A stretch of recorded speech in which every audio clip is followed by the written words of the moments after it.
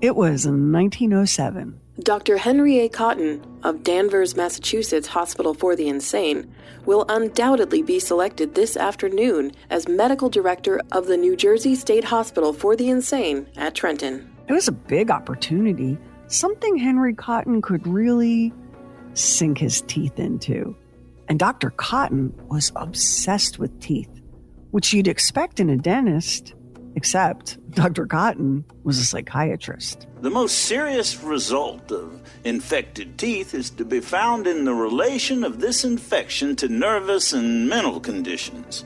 We have considered mental diseases as something apart from general diseases where such things as worry, grief, fear, overwork, and many other elements are usually given as the cause of the disease of the mind. Was Dr. Cotton right?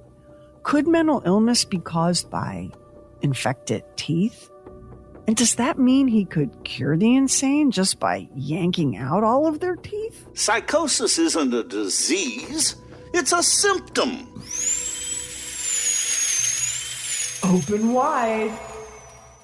And make out a small beam of light against the mirror.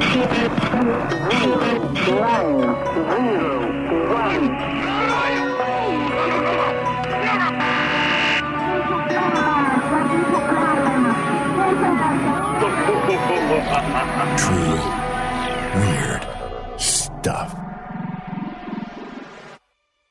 The New Jersey State Hospital for the Insane today goes by the name Trenton Psychiatric Hospital.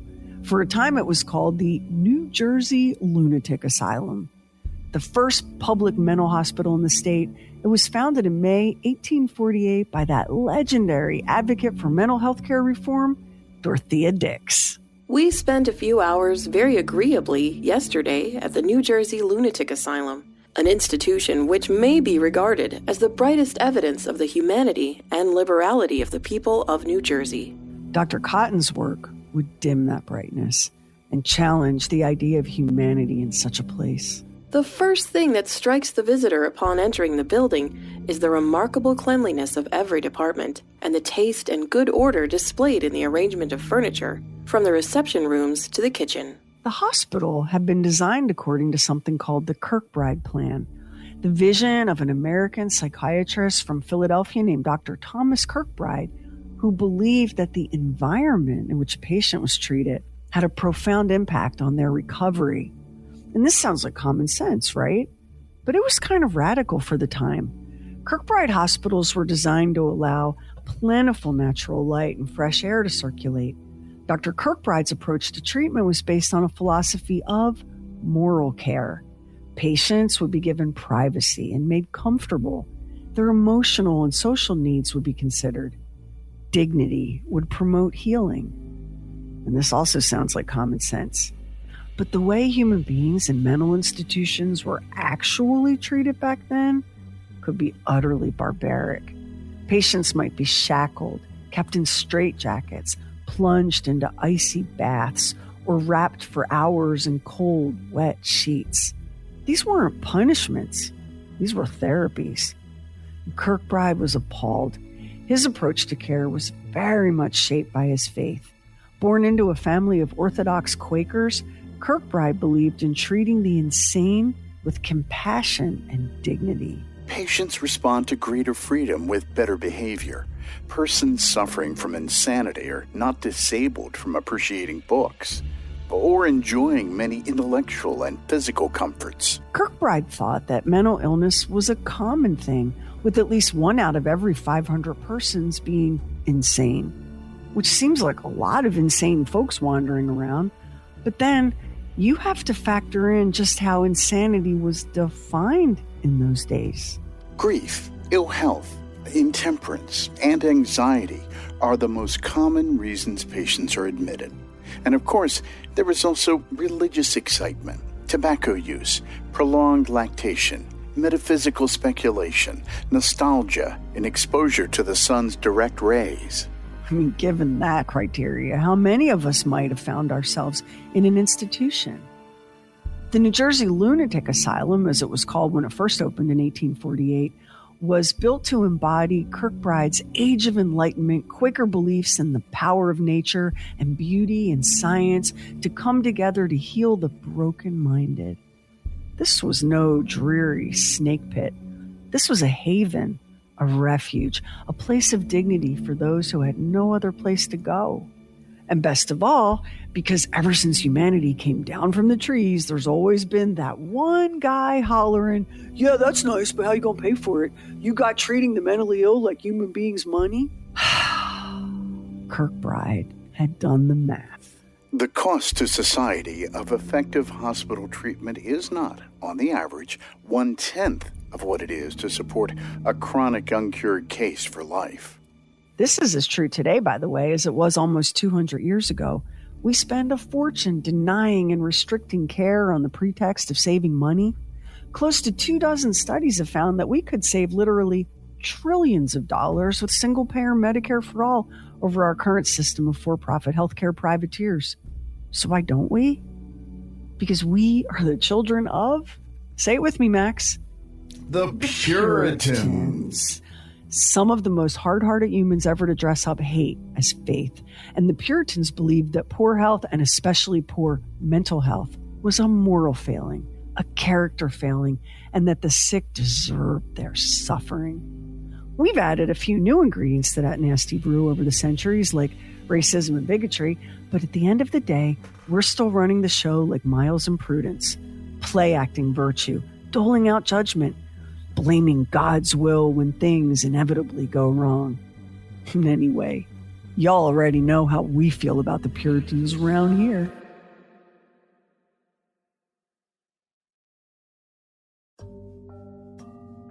Dr. Henry Aloysius Cotton was no Puritan. He was a man of science. And that was huge, given that the words science and psychiatry were almost never even heard in the same sentence at that time. Doctors working in asylums were said to be so overwhelmed by the day-to-day management of their patients that there was no time or inclination to study or treat these people. As the neurologist Dr. Edward Spitzka put it, asylum superintendents are experts at everything, but the diagnosis, pathology, and treatment of insanity. Dr. Cotton was born in 1876 in Norfolk, Virginia. He studied medicine at Johns Hopkins. He'd worked under the renowned Swiss neuropsychiatrist Adolf Meyer and had glowing recommendations from his bosses in Massachusetts. Trenton was in a hurry to make a hire, since the current head of the New Jersey Lunatic Asylum, Dr. John Wesley Ward, was facing more than a little controversy. Example, Ward acknowledged that he and his team had been a little lax about the whole typhoid epidemic that erupted at the hospital in 1907. Yes, it was unfortunately true that the hospital had dumped typhoid-infected fecal matter into the Delaware River, aka the city's water supply. Uh-oh. There was the matter of the hospital's dairy, a literal cow shit show that was utterly filthy, sorry, couldn't resist, and selling contaminated dairy products to the public. Oopsies. And since he was speaking under oath, Ward had no choice but to also admit that there had been more than a few patient beatings and possibly some murder. Yikes. Ward had to go, and fast. There was even talk of indicting him for covering up at least one murder. And here was Dr. Henry Cotton, a man driven by science, a man who said he had no interest in overseeing the business affairs of a hospital. His passion was caring for patients. It didn't hurt that Dr. Cotton had spent summers as a child with a family member in Princeton. The board was like, well, he'll stay out of our hair, and he's kind of a Jersey dude, right? Summers here and all that. Plus, would you look at those fancy references? Cotton was hired. The institution he took over had been under Dr. Ward's mostly indifferent care for 3 decades. The hospital's population had swelled during that time to nearly 1,300 patients. Tainted creatures, as Ward called them, degenerate and biologically inferior. He mostly ignored them, spending his time and energy collecting seashells and art prints. Cotton, though, was a different sort of psychiatrist. A protege of Adolf Meyer, one of the most influential psychiatrists of the early 20th century. Cotton would bring scientific, laboratory-based principles to the stubborn and baffling problem of madness. Mental illness was a disease and ought to be approached, thought Cotton, in the same way. It was the meeting of biology and psychiatry. With the help of his mentor, Adolf Meyer, Cotton even managed to wrangle a year's study in Munich with 3 of the most famous figures in neuropathology: psychiatrist Emil Kraepelin, neuropathologist Alois Alzheimer, yes, he discovered the disease, and Franz Nissl, psychiatrist and neurologist. It just can't be overstated just how dramatically these 3 individuals changed how we understand the human brain. Kraepelin established that psychosis had multiple forms, each with their own characteristics and potential outcomes. Nissl and Alzheimer pioneered the use of the microscope to study the brain. Again, this seems painfully obvious to us, but it was revolutionary then. Dr. Cotton rolled into Trenton on a wave of public enthusiasm. The local papers had been running giddy stories about his career and his credentials. Look, said the Times. Hospital treatment of the acute insane and non-restraint is the stand taken by Dr. Cotton. He has written The Cytological Study of the Cerebrospinal Fluid in Mental Disease and A Care of Unilateral Monoradicular Regeneration of the Posterior Roots of the Cord in General Paralysis. Now, what the people of Trenton made of that as they read their morning newspaper, who can say? All they knew was that Cotton would run things very differently from Dr. Ward, and that felt like progress. It felt like the future. Cotton was horrified by what he found waiting for him at the New Jersey State Hospital for the Insane.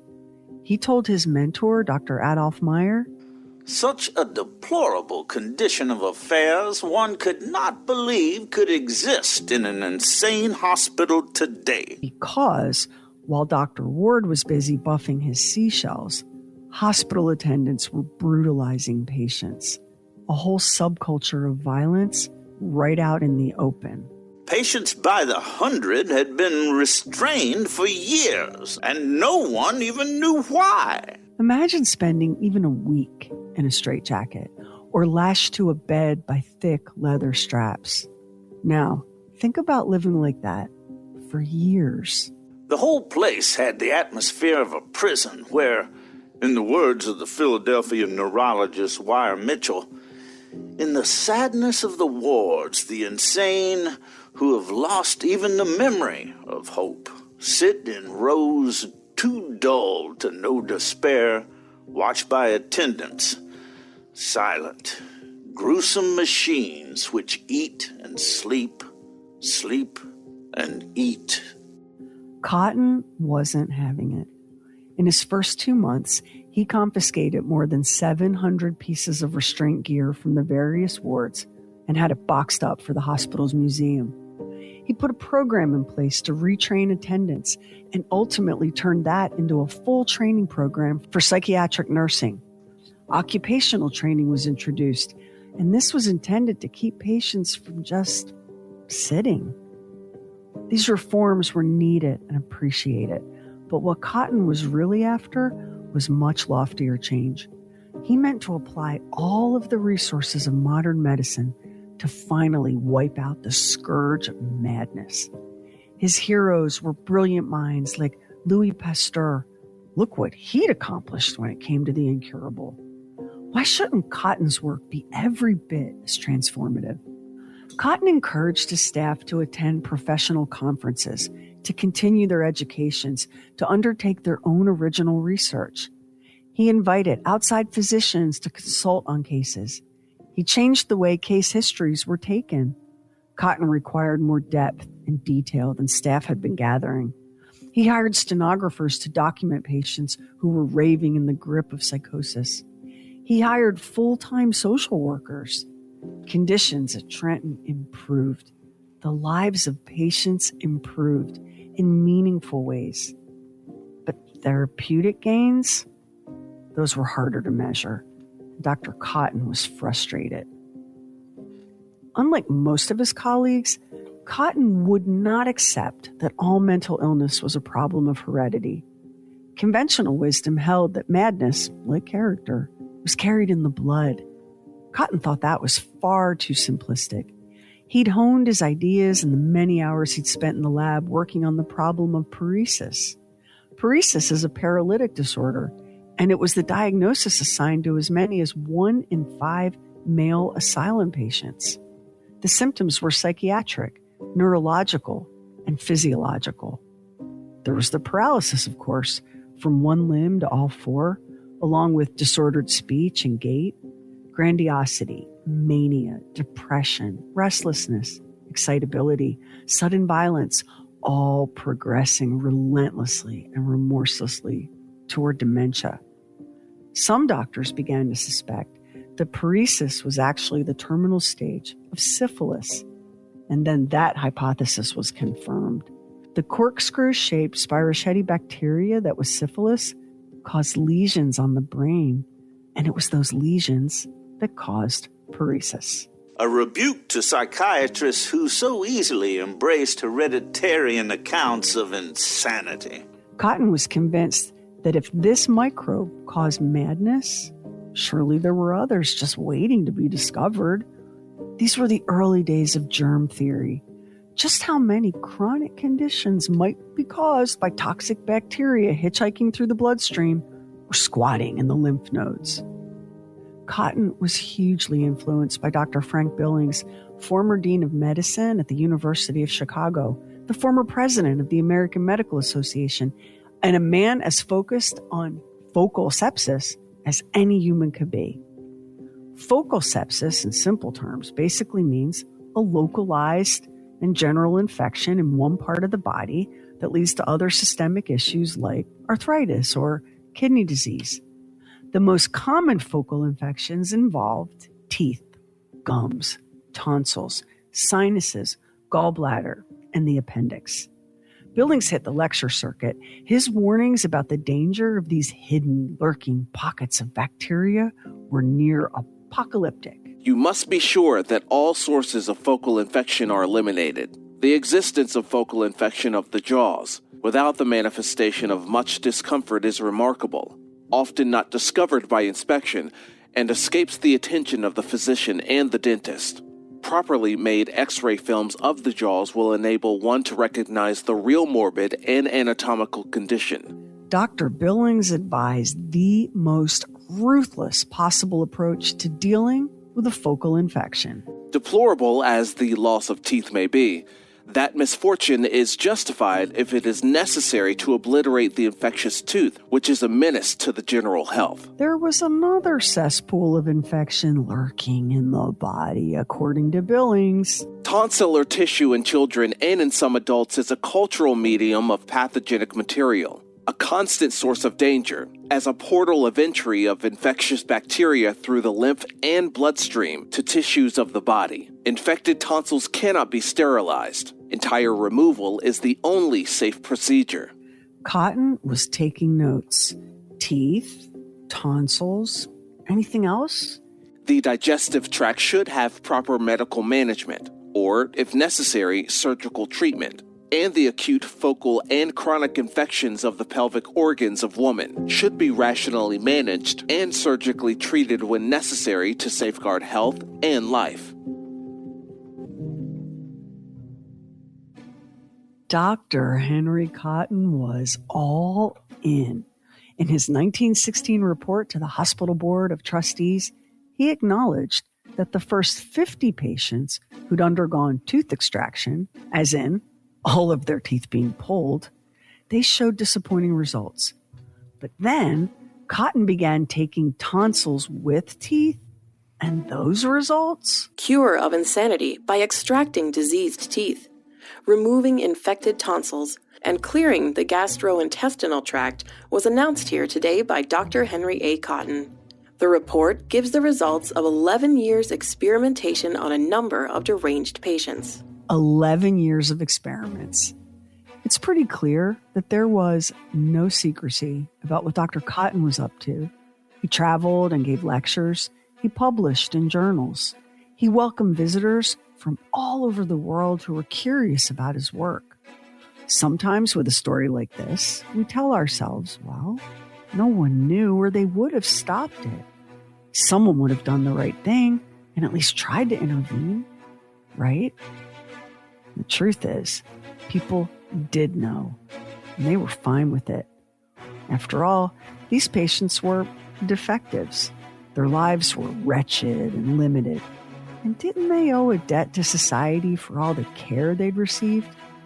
Shouldn't they be grateful that Dr. Cotton was working so hard to help them? Cotton states that recoveries are not only speedy under the new treatment, but that sanity has been restored to some who have been in the hospital for as long as 9 years.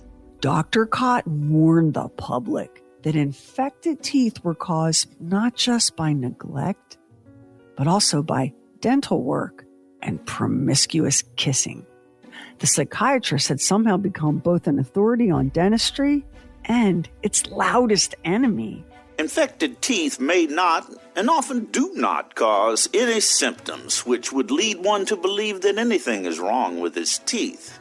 Hence, there's no symptoms which direct the patient's attention to this condition, and often they're amazed when they're told that they must have a certain number of teeth extracted if they wish to recover from their particular illness. In fairness, penicillin wouldn't be discovered for another 8 years, so the whole idea of taking an antibiotic for an infection was still science fiction. Though there was an arsenic-based synthetic antibiotic released in 1910 called Salvarsan for the treatment of syphilis, which apparently was a real plague for our ancestors.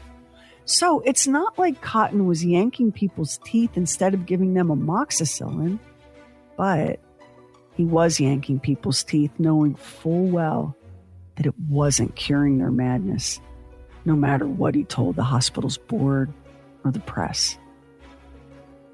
In June 1920, Cotton reported that technicians at his hospital had taken 4,201 x-rays over the past 12 months, and that the Department of Dentistry had performed 4,317 tooth extractions.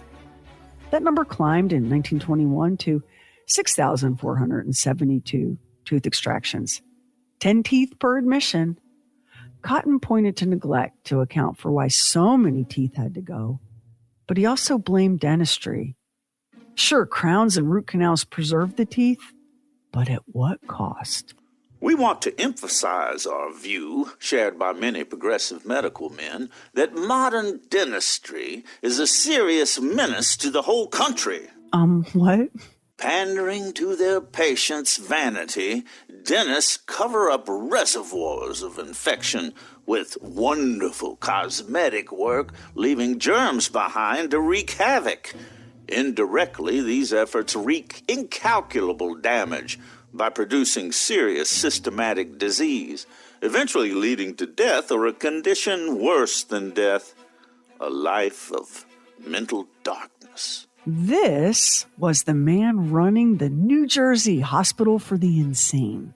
Unhealthy is the tooth that wears a crown. For a man who could not stop talking about infected chompers, Cotton resented his reputation as a man fixated on bad teeth as the sole cause of insanity. There was more to his practice than teeth. I found it necessary to extract the tonsils of 337 of the 699 patients admitted between June 18th and June 1919. The following year, the number of tonsillectomies performed increased to 542. But for all the teeth and tonsils that wound up in the trash at Trenton, Dr. Cotton was frustrated by the lack of what he called marvelous results. And then inspiration struck. The oral surgeries had failed to cure insanity because the infection had clearly already spread through the bloodstream or lymph system. In some cases, they theorized, the patient had swallowed their own bacteria-laced saliva. Now the problem was one of surgical bacteriology. Cotton focused first on the stomach. Starting in 1918, he determined that 451 of the 934 patients in his care were harboring infections in the stomach. Partnering with nearby Squibb laboratories, Cotton tried vaccinating 277 of them with their own bacterial flora. When that failed to produce a miracle cure, Cotton decided to explore a more extreme program. He partnered with prominent abdominal surgeon Dr. J.W. Draper, and by June 1919, they had performed 57 experimental surgeries, resulting in the death of 7 patients. Their first case was Florence B. She'd been admitted in February 1916. Reason? Hysterical spell. Florence married a man her mother disliked and soon became pregnant. Then her mother suddenly died, and Florence became so anxious and depressed that she attempted suicide. The decision was made by Dr. Cotton to treat Florence with a surgical resection of her colon. Unfortunately, her condition was so bad and her heart so weak that she did not survive. Although she lived a week, it served to confirm my opinion, however, that her trouble was largely in the intestinal tract. Over the next year, 238 surgeries were performed, and as a result of what Cotton called this courageous work, many psychopathic patients in the state hospital are thus in reality proven to be chronic intestinal invalids, in whom the psychic phenomena were purely secondary to extensive disease in a congenitally misshapen and deformed bowel. Cotton went to town on colon resections, even though the success rate was mixed at best. Between 1919 and 1920, out of 79 procedures, 21 patients recovered, 23 died. Cotton was quick to his own defense. The cases which have died have been those of long-standing mental disease. Dr. Cotton spoke with great optimism and enthusiasm, but the results told a very different story. In 1922, he presented a paper to the American Psychiatric Association that covered 250 colon operations. 25% of patients recovered, 21% of patients improved, 30% had died. A death rate like this draws negative attention, and Cotton was ready with an answer. Increased mortality among the insane reflects the much lower vitality of those suffering mental pathologies. Psychotic patients are not good surgical risks. Given that, why subject them to the trauma of surgery? Which brings up the whole question of consent. Can a person in psychosis comprehend what it is they're consenting to? There were patients who refused surgery and families of patients who refused surgery. There were reports of patients violently resisting as they were strapped onto gurneys. You know what? They had surgery anyway. Doctor's orders. If we wish to eradicate focal infections, we must bear in mind that it is only by being persistent, often against the wishes of the patient, that we can expect our efforts to be successful. So here we have a population of highly vulnerable people being subjected to medical experimentation at the hands of a charismatic doctor whose work brought both attention and money to the institution. See the problem? Because now psychiatrists all over the country were being besieged by requests for the Cotton cure. For centuries, for almost all of human history, madness was a mystery, a condition that brought shame and stigma. The idea that madness might just be another physical affliction, that hallucinations, delusions, ravings, and despair might be nothing more than the symptoms of a bacteria-infected brain. You can see why people were desperate to believe that what Dr. Cotton was doing was an example of modern medical science in action. Something that was probably a major factor in the state of New Jersey looking the other way while Cotton experimented on these patients was the fact that the wealthy were streaming to Trenton, offering to pay for the very surgeries that the state was doling out for free. Madness is an equal opportunity affliction, but no affluent person would consent to being admitted to a state hospital. People with means paid for private home care for their mentally ill loved ones, and there was also an entire network of private sanitariums designed to soothe the fractured minds of the rich. Now the dollars were coming to Trenton, so much so that Cotton was able to build a thriving practice on the side. It's not hard to see how that kind of revenue was a powerful incentive for hospital administrators to keep an open mind about Cotton's theories. On the surface, it seemed that Cotton had the full support of the entire medical establishment. But there were detractors. William White, the superintendent of the Federal Mental Hospital in Washington, D.C., said, "My opinion is that the emphasis that has been laid upon infected teeth is a most unfortunate one. Not everybody who is mentally ill ought to have all their teeth pulled. I would hesitate a long time before I would subject an individual to the serious disfigurement of having all of her teeth pulled, or to the dangers of a surgical operation involving a removal of the considerable portion of the intestinal tract." Dr. Cotton's mentor, the esteemed Adolph Meyer, also had doubts, but continued to support his protege publicly. Cotton, worried that his detractors might come for him in a bigger way, turned to Meyer, because Meyer's formal blessing would surely put an end to any controversy. That was Cotton's thought. So Meyer sent another of his mentees, Dr. Phyllis Greenacre, to Trenton to have a closer look at what Cotton was doing. And Cotton was staying busy. 1922 saw 81 colon surgeries performed. Teeth were still an enthusiastic focus, along with tonsils, sinuses, stomachs, gallbladders, spleens, and cervixes. Oral surgeries picked up. Looking back, we can account for many mistakes in our earlier practice by the fact we were too conservative. The authors of the most widely used psychiatric textbook of the era, Diseases of the Nervous System, not only disagreed, they went right after Cotton in the 4th edition of the book. These days, the neuropsychiatrist sees patients who have had their teeth pulled, their tonsils gouged out, their eyes refitted or eye muscles cut, their cervixes amputated, their ovaries removed, from 9 inches to 6 feet of gut cut out, all of the endocrine glands dispensed with, orthopedic appliances applied. Weeks of colonic irrigation with or without electrical rigmaroles. An orgy of surgical intervention that has accomplished precisely nothing.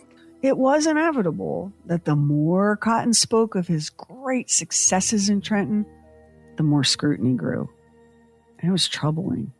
For all of his talk of patient recovery, the truth was that Cotton had offered very little in the way of actual data. Even the bacterial infection he claimed to be treating, there was no indication in anything he published that suggested testing or techniques for testing. Instead, Cotton spoke of bilious attacks and habitual constipation. And his findings struck many as dubious at best. A bacteriologist named Nicholas Kopoloff partnered with a psychiatrist named George Kirby for a 1923 study called Focal Infection and Mental Disease. Their goal was to test Cotton's theory that hidden infection caused insanity. They examined 58 cases in which 253 teeth had been sacrificed to the trash. And in all cases, the tonsils were also taken. They veered from Cotton's practices in that they did no colon surgeries on the grounds that there was simply no medical justification for that. Their findings were damning for Dr. Cotton. They could find no relationship, no cause and effect between bacterial toxins and focal infections and the functioning of the psyche. Disagreement was minimal and muted. One Rhode Island psychiatrist suggested that perhaps patients didn't recover their sanity after the removal of the infected tooth or part of an organ because the infection was already too far gone. Now, you'd expect Dr. Cotton to fight back, but he was off in London delivering a lecture on his methods to an enraptured audience who were primed to see medical and surgical interventions as a new frontier for psychiatry. These folks were a little put off by Cotton's dismissal of heredity as the main driver of madness, since a society built on rigid class distinctions couldn't help but love any theory that declared certain people defective and deficient from birth. Still, they were willing to overlook that because the prospect of curing the mad with a scalpel was just too thrilling. Meanwhile, Dr. Phyllis Greenacre had been at the New Jersey State Hospital for the Insane investigating Dr. Cotton's work. She found the man himself to be odd, peculiar. She was uncomfortable in his company. There was something about the facility itself that she described as unwholesome. Dr. Greenacre was stunned by the poor record keeping, the shoddy data collection. But most of all, it was the patients that concerned her. Hundreds had died under Cotton's care. Thousands more had been maimed by his treatments. Many of the patients with psychosis had had every single one of their teeth removed. They struggled to eat and to speak. It was nightmarish and impossible not to see just how ineffective the procedure had been for those individuals. Then Greenacre went looking for the success stories, the patients who traded teeth and tonsils and lengths of their intestinal tract for a cure, only to find that while they had been discharged, many were still clearly struggling with their mental health. This might have been the moment for the whistle to get blown, for Cotton to be stopped. But Dr. Greenacre's boss, Adolph Meyer, suppressed the report, even though he knew he'd visited the hospital prior to sending Greenacre, writing in his private notes that what he'd witnessed there left him troubled and uncertain. Yet Meyer made the decision to protect Dr. Cotton. Protection that would only delay the inevitable. There were too many cases, too many eyes, too many questions. In 1925, the New Jersey State Senate launched an investigation of its own, led by Senator William H. Bright. The Bright Committee is planning to delve deeply into the stories on fatal operations on inmates in the State Hospital for the Insane at Trenton.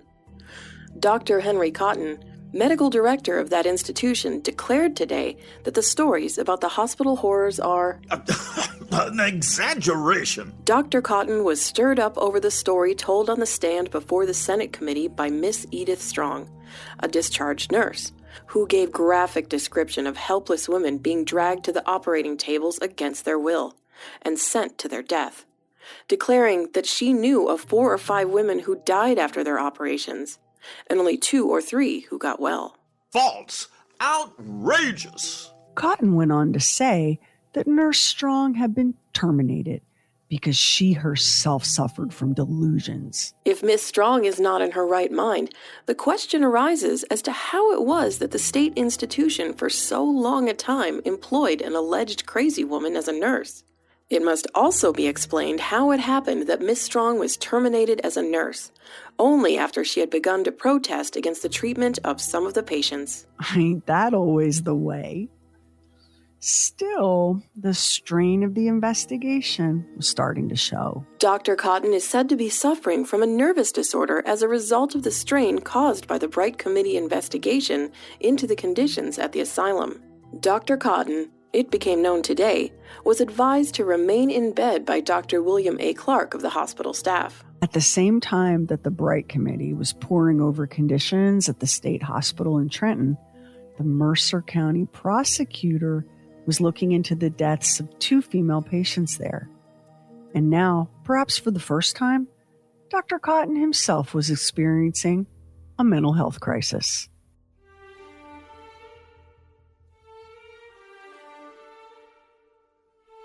Drunken attendants, battered and bruised patients, unauthorized surgeries, some performed by Dr. Cotton himself, despite his having no formal training or credentials.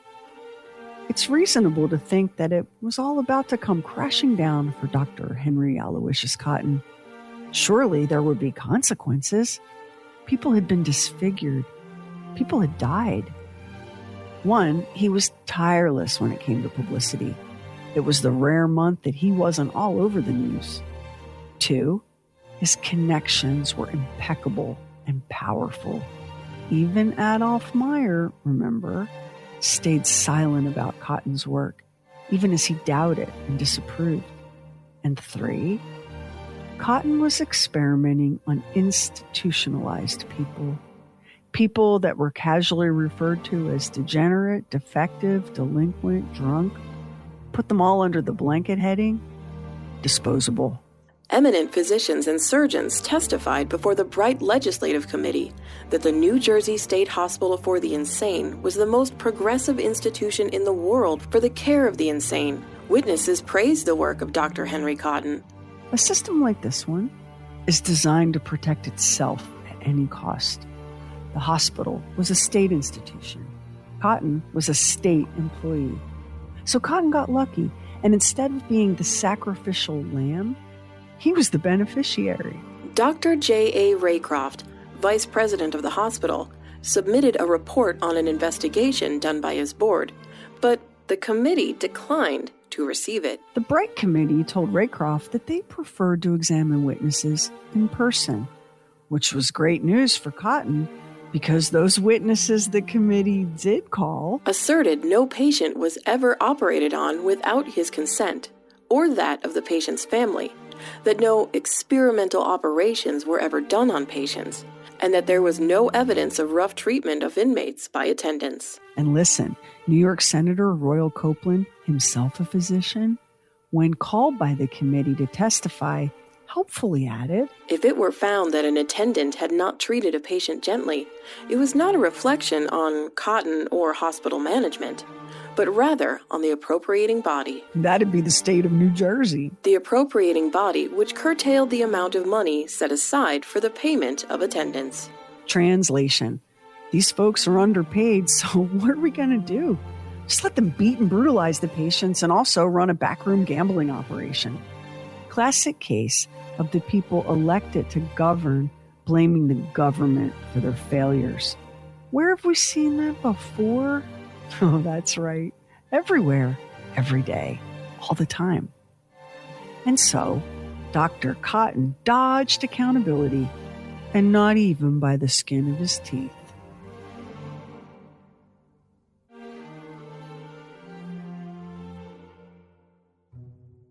Five years later, Dr. Cotton kicked off 1930 with a January 3rd speech to the members of the Monmouth County Dental Society.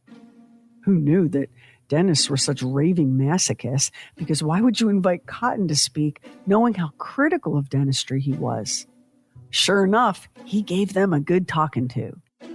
In order to preserve the patient's health, it may be necessary to extract all teeth. The usual mistake is made in not extracting enough teeth. In March 1930, Cotton gave dentists a break and this time went after birth order as the cause of poor mental health. A survey of 1,000 cases show that the largest proportion of our patients are third children or after. Cotton then delicately pointed out that birth control may have to be considered to prevent the continued increase of mental disorders. Oh, there it is, the slippery eugenics slope. Improve the population by controlling reproduction. Though in this instance, Cotton was suggesting limits on childbearing, not forced sterilization. So it could have been worse. But not to worry, because the party was about to be over for Dr. Cotton. In the end, it was a little loophole that got him. Cotton was a state employee who also ran a lucrative private practice on the side. The Mercer County Medical Society had been making all kinds of noise about that, right up to threatening Cotton's membership. They wanted New Jersey to change the rules to stop Cotton from double dipping. The society prevailed, persuading the New Jersey State Board of Control to take action. Dr. Henry A. Cotton, medical director of the Trenton State Hospital for 23 years, will become the medical director emeritus of the institution. Cotton would lose the house and the car that came with the job, along with his expense account. But he'd keep his annual salary, a sum equivalent to more than $155,000 today. And a great big deal was made about how this was all Cotton's idea. He was leaving because he wanted to devote more time to research and laboratory work. A month later, he was invited by President Hoover to be a delegate at the White House Conference on Child Health and Protection.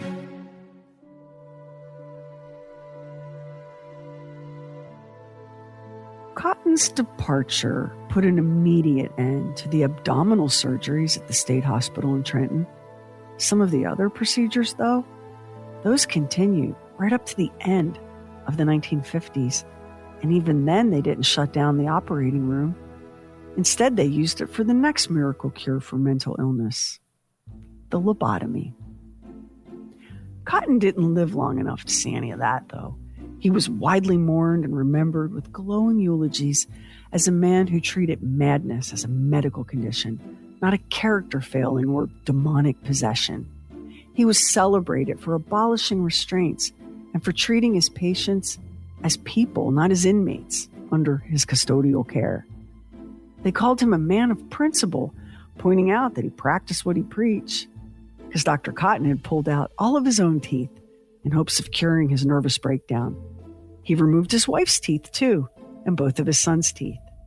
He died a wealthy, highly respected man whose legacy of the deaths of hundreds and the disfigurement of literally thousands of human beings was carefully sanitized while he lived and then kind of, forgotten about after he died. But karma, that girl sure has a sense of humor sometimes. After the extraction of my last 4 lower teeth, my heart symptoms entirely disappeared.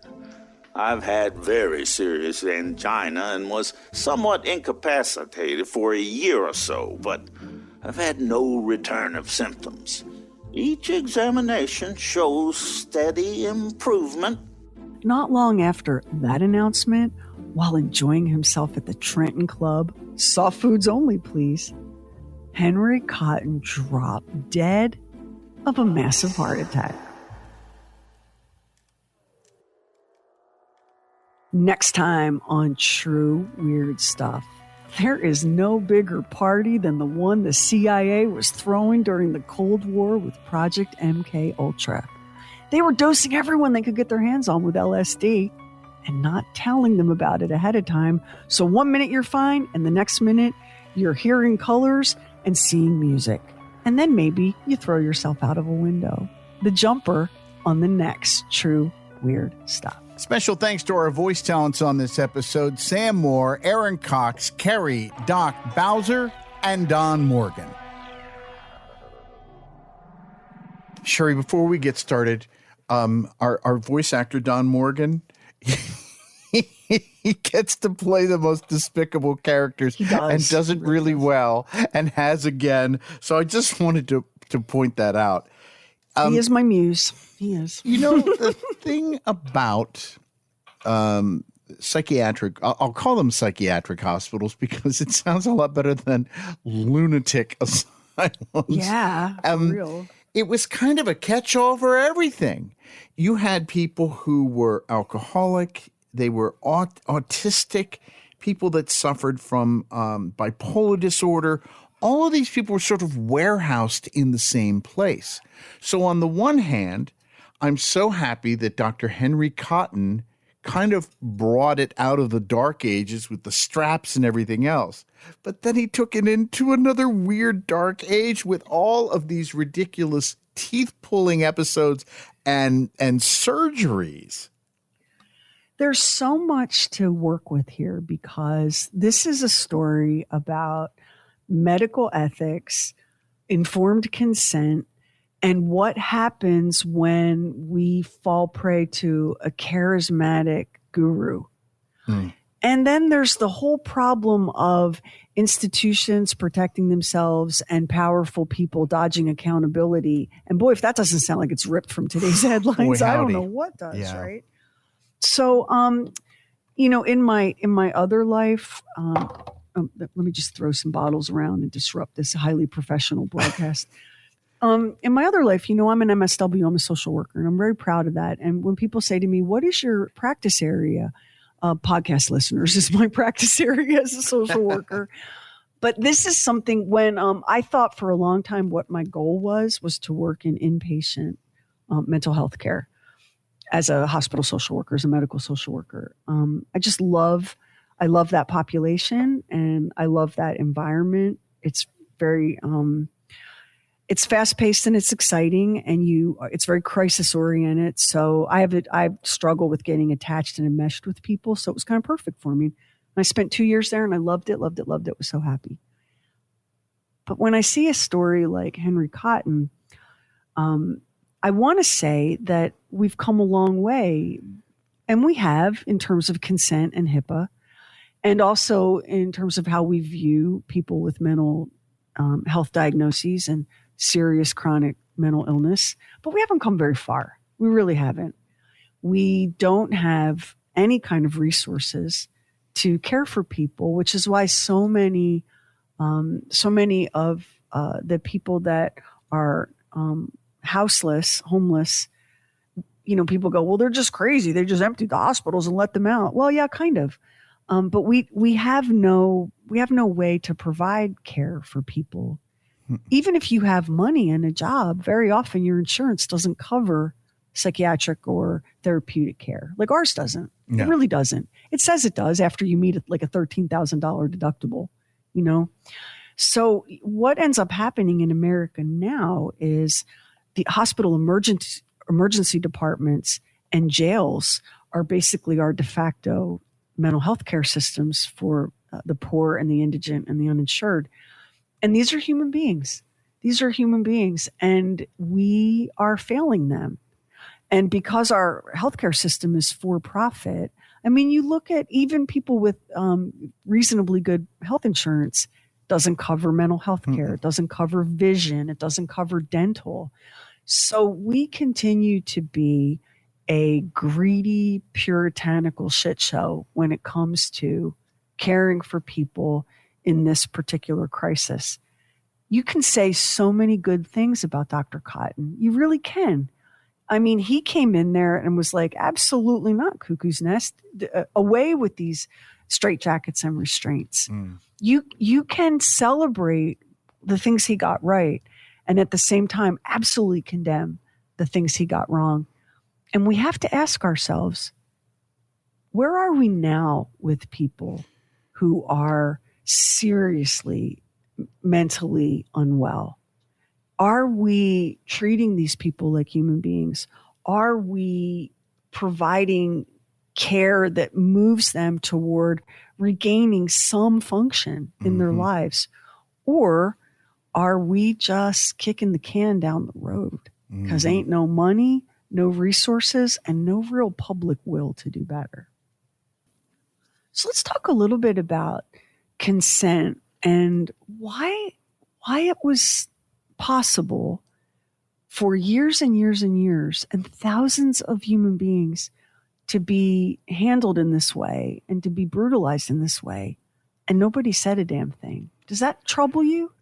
What's troubling about this is he didn't so he had a theory about what was causing this, but he had no real data to back that up.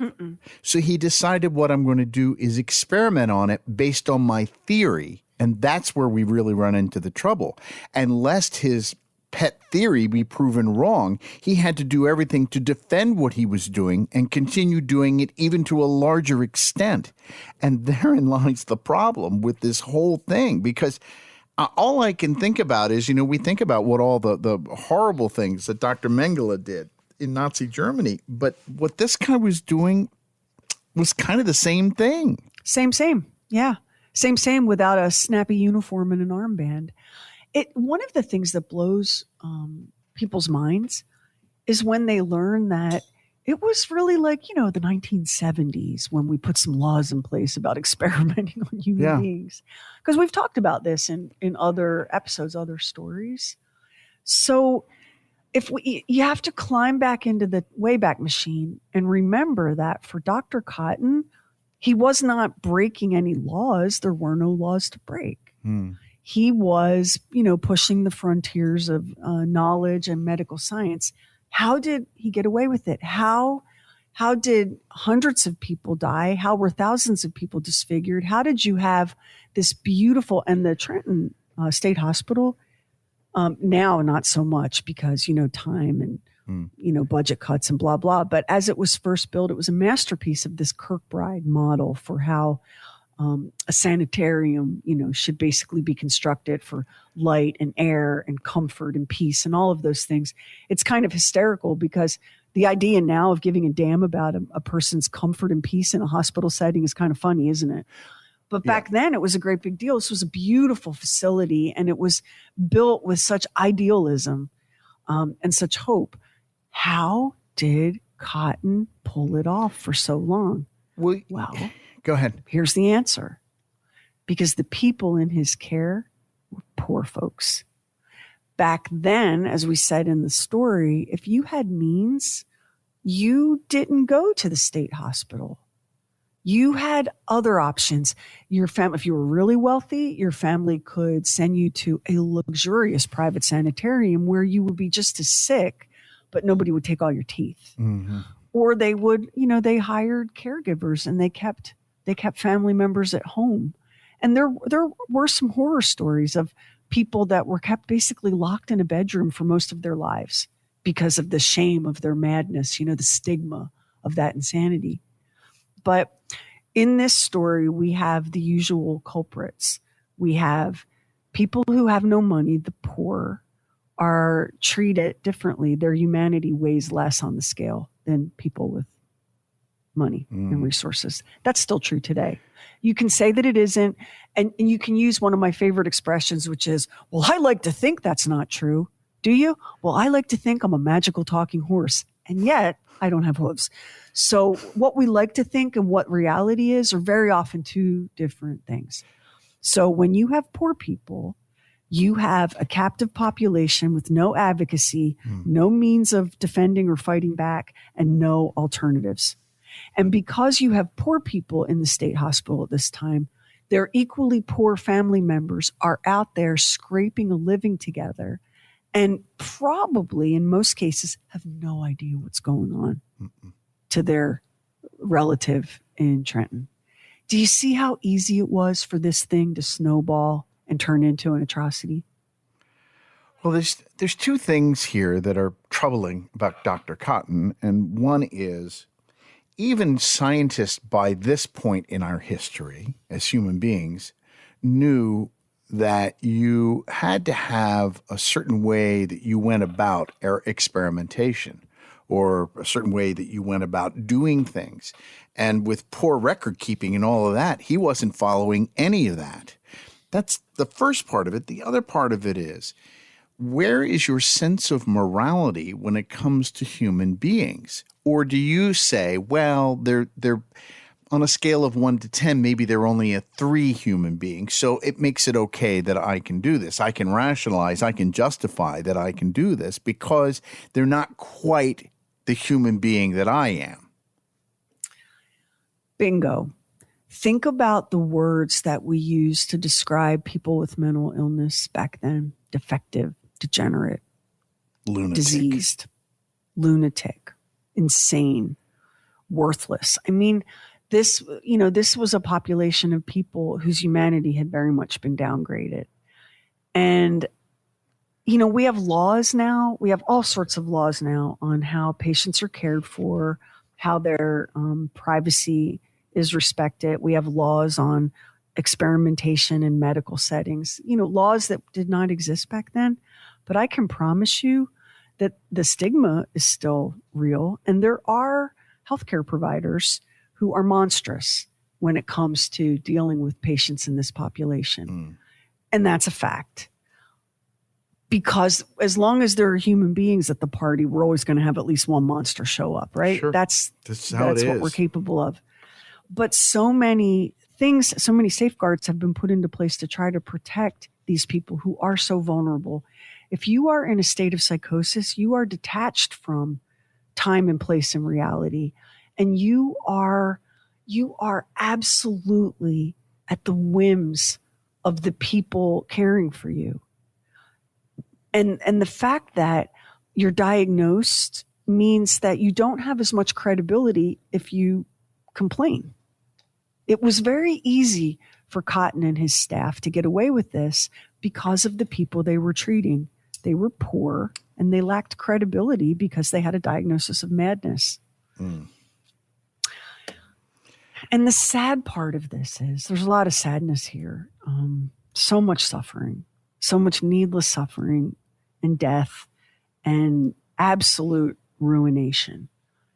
But Cotton was brilliant. And in a different context with more robust safeguards, he may have ultimately done so much good. But he was allowed and indulged. He had celebrity and charisma. And you know what happens when celebrity and charisma get some power. You know, there's always the risk of abuse. And God knows we live it every day. Sure. Because of ego, he believed his own BS. He had to. He had to. He had to. Otherwise, he was a failure. And so he was going to believe it to the point of taking out the teeth of his family and his own. That's the one place I give the man a tiny bit of credit. He was his choices were monstrous, and he wreaked havoc on people. But he died without teeth, and took his wife and his kids' teeth. And okay, so the other thing, like back then, it's only pretty recently that we understand that if you pull out all of a person's teeth, it's not just that they can't chew anymore. The whole, like the shape of your everything is jacked up by that. And one of the things that Dr. Phyllis Greenacre found when she went to the Trenton Hospital was that you could almost plot it on a graph, the freshly out of surgery, dental surgery patients versus the ones who'd not had teeth for a decade. Mm-hmm. And the decline in these human beings. There's somebody else here who I think is a real black hat. And it's easy, and he's hoping that we've already forgotten about him. But Adolf Meyer, who was Cotton's mentor, a towering figure in the field, right? Adolf Meyer had his doubts, so much so that he sent Greenacre in. And then when she came back with the report, what did he do? He stuffed it because for the same reason that Cotton wanted to believe in what he was doing, otherwise he's a failure, Adolf Meyer said, I have to protect my boy here, otherwise I'll look like a failure. And so everybody's worried about their ego, which it was more important than whatever the actual hell they were doing with these poor people. You know, one of the things I see on social media a lot lately, and I know you've seen it too, is people posting, is there not one person willing to blow the whistle on this whole Epstein scandal and take the fall to save us all? Heroes are very hard to find. There really wasn't a hero in Dr. Cotton's story, was there? There really wasn't anyone willing to do that. And so people suffered and died. And Cotton, except for karma getting him, you know, he announces that he's cured his own heart disease only to go down with a big old widowmaker at the country club. Cotton, you know, everyone involved covered up the mess and protected him. It is so rare. Hollywood has conditioned us to believe that a hero will appear when you need one most. And that's just not true.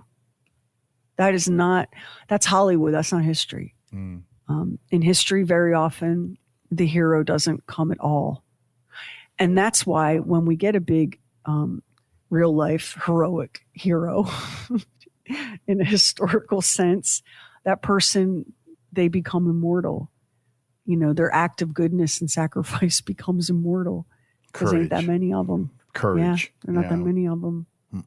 And I'm sad about this for so many reasons, not least of which is if Trenton, so Cotton's predecessor was also a giant bucket of tomfoolery.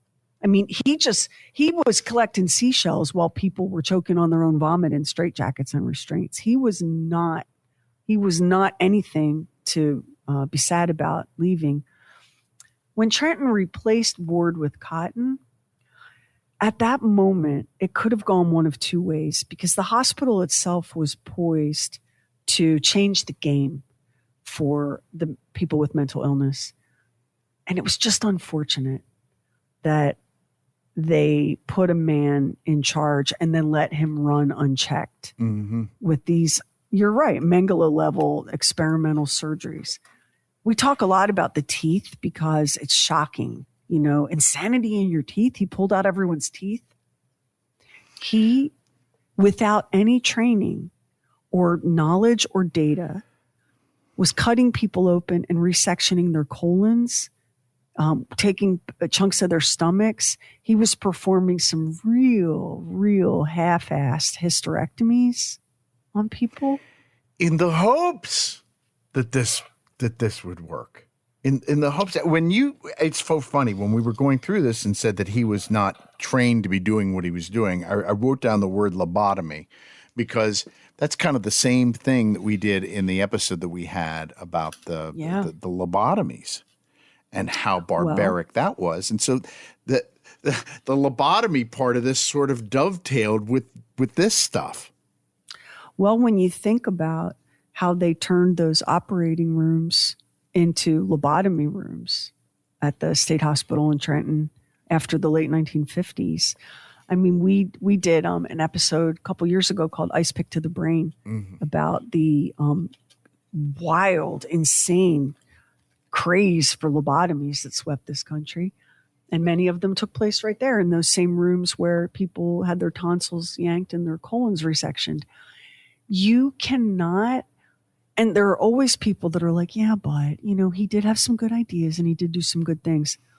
Folks, he took vulnerable people who had no idea what was happening to them and he tied them down to a table and cut them open. He did not fished around. He did not operate in a scientific way. This wasn't so long ago that we didn't know that there was a scientific way to go about doing whatever it is that you're doing. I mean, he knew by then. And these are people. Here's what you have to understand. If I tied you down, Max, and took out all your teeth, it would suck for you. But you would know a couple of things. You would know that I had tied you down and taken all your teeth. But if I do that to a person who is in a psychotic state, or a person with schizophrenia, a person who is not oriented to reality, to time or place, and I knock you cold and I pull out all your teeth, when you come to, you don't know what the hell has happened to you. You have no way of understanding what has happened to you. You are a human being who is treated like a bag of meat. Your humanity is completely taken from you. It must always be front and center that these were patients who had severe mental health diagnoses that he did this to. These were not people who could have consented on their best day and who didn't understand. That was one of the things Phyllis Greenacre saw. These were people that were drooling and struggling and unable to eat, many of them wasting away for lack of adequate calories. And they didn't understand any of why this was happening. The cruelty, the barbarism is jaw-dropping. And when he talks about the fact that he had gotten consent from the families, the thing is, you are a doctor at a psychiatric hospital. Your loved one is in there. You would love for your loved one to be free of whatever it is that is troubling them. And so you're going to trust the doctor. Right? We trust doctors. Yeah. When the doctor tells us something, we trust them. And if he says this is fact, you believe that that's fact. he's not going to them and going, listen, I'm conducting some experiments, and what I'd like to do is experiment and hope that this might help your family member. So that part of it. It's the power imbalance, right? He's a person, and remember, this is a state hospital. These are not affluent patients. These are the patients of poor people, poor working people, some of whom really couldn't read or write. So it's not like they even understood what was being said to them about their family member. Mm-hmm. And he's a person, he's an esteemed authority figure. So you've got that power differential, which is ripe for abuse. And that's why we have to have safeguards in place in hospitals and everywhere else. You walk into a patient's room and you have power and authority. And if you choose to abuse that power and authority, do you see where it goes? Yes. Now, the other thing about Dr. Cotton, and you can file this one under rich people can be real stupid. You know how we're seeing a phenomenon right now? They call it Mar-a-Lago face, where people are getting like plastic surgery and filler injections to the point where they look distorted and not even quite human. Yes. Do you know what I'm talking about? Yes, I do. And I could name a couple of specific names, Laura Loomer, but I don't want to like pick on people for their appearance. But that phenomenon of rich people flocking to something because other rich people are doing it. What ultimately brought Dr. Cotton down was, as word got out of this miraculous insanity cure via tooth removal and tonsillectomy, a funny thing happened. People with money who would never, ever consent to being placed in a state hospital, they came to him and they were like, hey, on the side, what do you think? I'll pay. My wife is crazy. This part of this, Sherry, is really troubling. So he set up a whole private practice embedded inside the state hospital that, again, everyone knew about, the way everyone always knows about this stuff, and then the way they make shocked Pikachu face when they get caught. But anyway, he set up this whole private practice. And rich people would come in and they would open wide and he would take their teeth and tonsils and colons or whatever. So that was what got the Mercer County Medical Society all up in arms. They were sideways about that. They thought that was unethical. They were right. And grotesque, yes, again. And it was that pressure that ultimately pushed Cotton out of the state hospital. It wasn't the death and the deformity and disfigurement. It wasn't the lack of consent or anything approaching reasonable ethics. What got him in trouble was that he was double dipping and his colleagues were pissed. And if that doesn't sound like God bless America, man, I don't even know what. It's a shame that that's what it took. But thank God. Eventually, this is, when you hear the expression follow the money and that's how you'll fix it. They say that about everything. And this was another case of follow the money. So even when he was quietly and diplomatically removed from his position, you'll notice that it was a golden parachute. And, it was, we're going to get him out of the way, but we're not going to punish him or in any way make him have a loss of standing. We're just going to move him out of the way and hope no one remembers what happened here.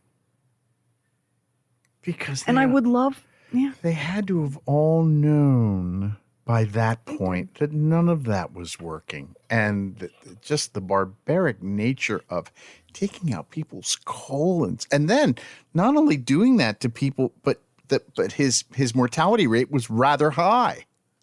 Shockingly so. That's because he wasn't trained to do that. The nurse who finally came forward as a whistleblower, what did he say about her? She's crazy. Yeah. I mean, reality, can we get a new script? Because aren't you tired? Aren't you tired of the same thing playing out over and over again in all of our major social institutions, government, medicine, the military. Like, don't you just desperately want a new script? You do. You do. Because this is the same old, same old. And the other thing about Dr. Cotton, so this is going to, okay, now I'm about to be charitable toward the man because he was brilliant. And he did do many fine things in his tenure in Trenton. Sometimes, and I'm guilty of this, I think we all are in some ways, I'm extra guilty of it. You just want to believe so much that you're willing to skip past the things that challenge it, whether it's us wanting to believe in Bigfoot or you wanting to believe in your marriage or wanting to believe that this person you voted for isn't the devil, like whatever it is, right? Don't you know what it feels like to want to believe so desperately that you ignore the evidence against it? Mm-hmm. Yes. And brilliance without morality is just plain dangerous. Oh, yeah. So woulda, shoulda, coulda, right? And there's no way of knowing how things might have played out differently. But, when I look at, and of course, after deinstitutionalization and the Reagan administration, even if the state hospital in Trenton had been a model of absolute top-notch healthcare and compassion and dignity for this vulnerable population, it still would have gone to hell because no matter how many years pass between, today and the 1600s, we are still operating in that mindset that there's something fundamentally, morally, or at a character level wrong with people who are mentally ill. And you hear the way people talk about folks now who have serious recurring mental health issues. I mean, I hear it. Oh, look at him standing on the corner talking to himself. Well, do you think if he had somewhere else to go, he might not choose that? Like, what does it say about us? That our streets are crawling with the mentally ill and that our prisons, our jails are packed with it. If you have, I did my master's thesis on bipolar disorder, on the intersection of bipolar disorder and care in the criminal justice system. Right. If you have a bipolar disorder diagnosis, your chances are sky high of spending some time in a corrections institution because your symptoms, if you're in mania, your symptoms can be frightening and can present as threatening or violent. What you need medical attention. You need care. Throwing you in the jail doesn't fix anything. It doesn't. And it's certainly because most jails are not equipped to be able to handle what that situation is. And what the unfortunate part about that is a lot of times you're not able to identify it until it reaches a point that somebody has committed offense that sends them to prison. So there's a bit of a merry-go-round with that that's really difficult. If I can, before we wrap this episode up, so let me share something that absolutely blew my mind and guessed at me flabbers, as the kids say. So I learned a lot in my field placement as a grad student. I learned a lot about things I only sort of tangentially knew about. Like, for example, a mandatory psych hold. So if you present at a hospital emergency department or you're picked up by the cops or brought in by a family member, whatever, and it's determined that you're a danger to yourself or others, they can place you on a mandatory 72-hour hold, meaning the hospital has to hold you, stabilize you, and they cannot discharge you for a minimum of 72 hours. So what ends up happening, you're placed on that 72-hour hold. And in those 72 hours, the goal is to stabilize you for safe discharge. Mm-hmm. Safe discharge does not mean healed or improved necessarily. Mm-mm. It just means that you're safe to discharge. From the minute you are admitted on that mandatory hold, that they hit the clock and it's running with the goal to get you out of there. And so you come in. And very often, you would have people that they were experiencing an episode because they weren't taking their medication, because they didn't have money to buy their medication, and they didn't have stable housing and a place to keep their medication. And as someone who does a lot of work in the community, Max, how quickly that snowball. Well, right? Sherry, I want to tell this story, but I don't want to virtue signal. But when I lived in the downtown area, there was a woman who used to hang in front of the Starbucks, and she would beg for money. And somebody I knew who had lived at the shelter said her life on the street is not good. And so I thought to myself, is there any possible thing that I can do to be able to help with this situation? So I called a guy that I went to high school with, and he's a psychiatrist, and he was involved with state hospitals and everything else. And I can just tell you that it is such a labyrinth of horror to try to navigate through that, to be able to figure out a way to help this person. I was in touch with the police department and talked to somebody who had seen what her plight was on the street, because the policemen see these people all the time.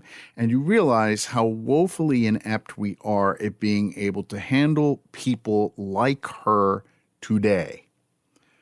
Who we are completely failing this population.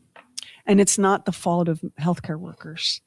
If you watch The Pit on HBO Max, there was an episode recently where a homeless person with serious mental health issues rolled into the emergency department, and they referred to him as a frequent flyer, which is what those folks are called. And the charge nurse, played by Catherine Lanassa, Dana, says to him, "You're okay today, but what about tomorrow? What about next week? You need to use the system. It's what it's there for." Mm-hmm. And for some people, their only way to receive care is to roll into the emergency department, get placed on that mandatory hold, get a place to sleep, some meals, get their medication stabilized, and then they're back out again. And we would discharge them with a little paper bag that had like a turkey sandwich in it, and a bus pass or a cab token or whatever, depending on the day. So there was not any... It's not that there's malice or indifference. This is the system. And when people say stuff like, "Well, isn't there somewhere they can go?" No, there is nowhere they can go. Isn't there but surely the city, the state. No. I had a situation where a friend called me in a panic one day and said, so-and-so and this and that, and who can they call and what can they do? And they need to be hospitalized. Isn't there, what about the state hospital? What about it? This isn't 1950. Here's what's going to happen. They're going to go to the emergency department, and if they're assessed as a risk to themselves or others, they're going to be placed on a 72-hour hold, and then they're going to be discharged. And then they're going to come back. And the cycle repeats and repeats. And I've seen people show such contempt for those frequent flyers, when in fact, that's the only means they have of receiving any kind of care. So yeah, I'm a little bit of a nutcase on this subject. This is my area. This is my social work practice area. Well, and I had tried to get a friend of mine that worked as a television reporter. I said, "Can anything be done about this story? I think there's a story here." And he said, "People do not, this is," what he said is so true, and it's kind of haunting. He said, "People don't want to look at stories about people with mental illness. They don't want to watch it. It horrifies them too much. They don't want to know about it." He said, "So I can't sell this story because nobody will want to watch it." Even though the story of this woman who had achieved a level of mental health at some point along the line, because I went deep into this. So anyhow, that kind of makes a statement about that. I think that is probably the most telling statement about all this. It's really difficult because you don't want to walk out of your job heading for your car and have a person who's clearly hallucinating or having an episode confront you in a threatening way. Mm-hmm. I mean, when I was a college student in Philly, we were tripping over people that were actively hallucinating on the street. Remember, it's kind of it was you can tell it like a funny story, but remember, right during the beginning of the COVID lockdown, I had to go downtown for something. The place was deserted. Yeah. It was like super a mega man. And I'm walking down the street and this man comes running toward me, just screaming and shouting. And he threw a thing of Chef Boyardee, like a little microwavable Chef Boyardee ravioli at me. Mm-hmm. It hit the street and exploded and went all over me. Mm. And all I could think was, you need to go to the hospital, but I know they're going to kick you out after 72 hours. You need your medication. And also, I've never eaten Chef Boyardee, and some of that shit just touched my skin. Oh my God. So I'm not trying to black hair say? Oh, she spun in her grave. Listen, I'm not trying to be some kind of like, oh, I'm better than y'all. I got plunged into this world. And I knew what you knew about it, which was nothing. Mm-hmm. Yes. And was shocked by the inhumanity, not on the part of healthcare workers. No. I saw so many social workers and nurses and doctors genuinely doing whatever they could to help this individual, and also horrifying things. People who are not in their minds do not behave like people. It can be terrifying. It can be violent and scary. And yet to show up every day and clock in and say, I got this one. I mean, the courage and the compassion that I saw day in and day out on the part of particularly nurses, because they do the brunt of healthcare, and the social work team that I worked with, the way that even though they'd been in this world for decades, that their hearts had not ever hardened. They were not cynical. They still had hope that maybe this time we're going to get that placement. We were always looking for placements. Can we get this person can we get them a bed in a rehab facility? Can we get them a bed in a skilled nursing facility? Mm-hmm. Like, these social workers were doing everything in their power to see this patient in front of them as a precious human worthy of care and compassion and respect. The problem is that it's a tsunami coming at these people, and they don't have the beds, they don't have the resources, and we don't have the will as a society to give a damn. And that's the real story of Dr. Cotton and the state hospital in New Jersey. So, yeah. What else do you want to add before we go kick the CIA around for a while? Nothing. I just paid a visit to the Facebook profile of the woman that I was talking about and just saw her picture. And of course, there's been no activity in the last, she's probably not even still alive. There's no activity in the last 15, 16 years. Oh. But she had a blog and she wrote, and she was